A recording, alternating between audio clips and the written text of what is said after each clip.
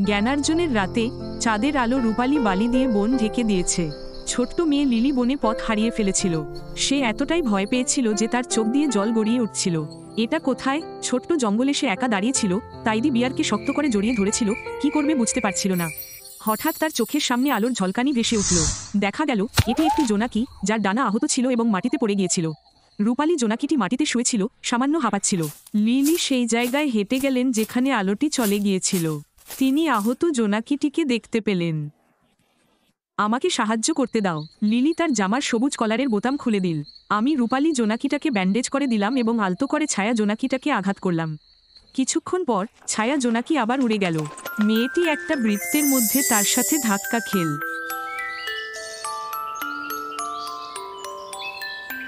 এই মুহূর্তে গাছ থেকে হঠাৎ শত শত আলোক বিন্দু দেখা দিল। জোনাকিরা উজ্জ্বল তরবারির মতো ঝাঁক বেঁধে পথ দেখাচ্ছে। জোনাকি চিৎকার করে লিলিকে বলল। কিছুক্ষণ পর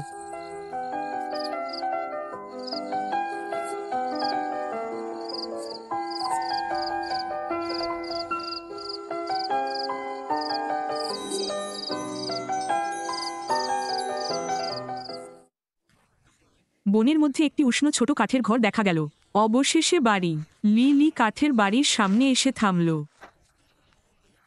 জোনাকিদের বিদায় জানাও। ধন্যবাদ ছোট্ট সুন্দরী।